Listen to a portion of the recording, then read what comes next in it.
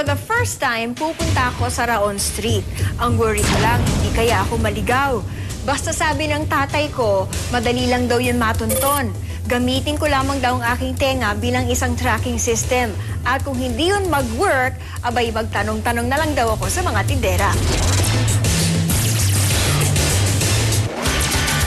Isa to sa mga lugar sa Metro Manila na sigurado akong babalik-balikan ninyo dahil dito makakahanap kayo ng mga home appliances na siguradong pasok sa budget nyo. Dito, marami pa tayong mga lugar na hindi natin alam at mga bagay-bagay na maaari pa nating madiskubre. Kaya mga kapulso, samahan nyo akong tuklasin ang mga pinakatatagong sikreto ng Raon. Oras na tumapa ka dito, masasabi mo sa iyong sarili, nasa Raon na nga ako. Sa itsura, sa ingay, at kilos ng mga narito, ang kalsadang ito'y walang katulad.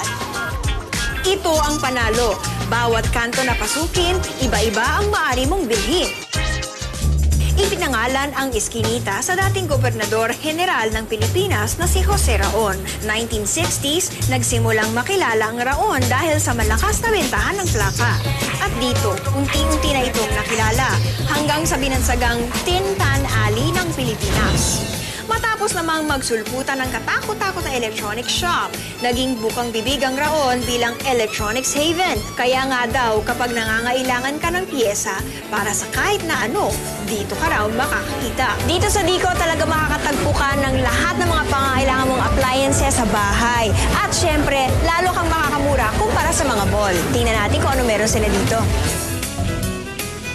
Mula sa mga gamit pang kusina, pang sala, panglaba, at kung ano-ano pa, may household showcase sa Raon. At syempre, ang pinakapaborito ko, pwede kang tumawad.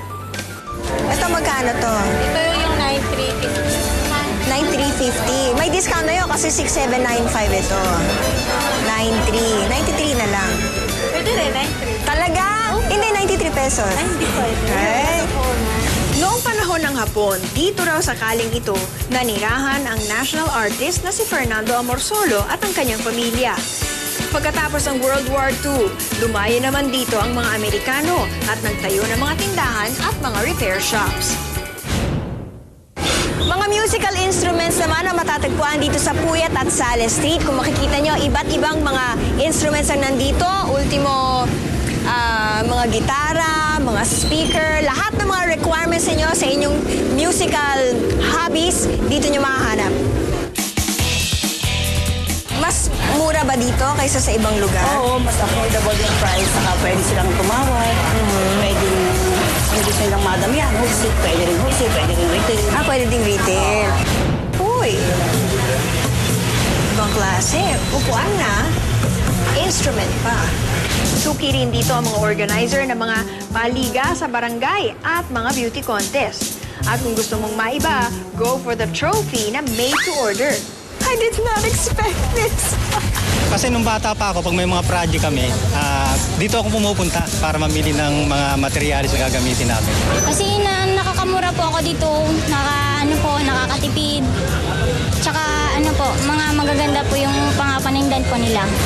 Dito naman sa kanto ng Paterno at Sales Street, matatagpuan ang hile-hilera ng mga optical shops. Kaya't sigurado makakahanap ka ng salamin na bagay para sa'yo. Tara!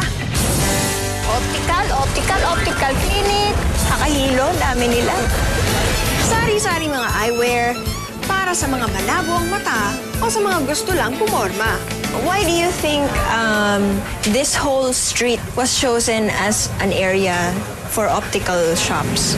I came here in 1991. Already it was established. I think because there are two main giant companies, Ideal Optical Supply. Karamihan daw sa mga may-ari ng shop dito, mga Chinese at Indians. Sa dami ng pagpipili ang eyeglasses, ano kayang bagay sa akin? Nag-enjoy talaga ako sa aking Raon tour. Ngayon ay alam ko na that nothing is too big or too small that can't be sold in these stores. Kaya kung di pa kayo makakapunta sa Raon, payo ko sa inyo, come on down!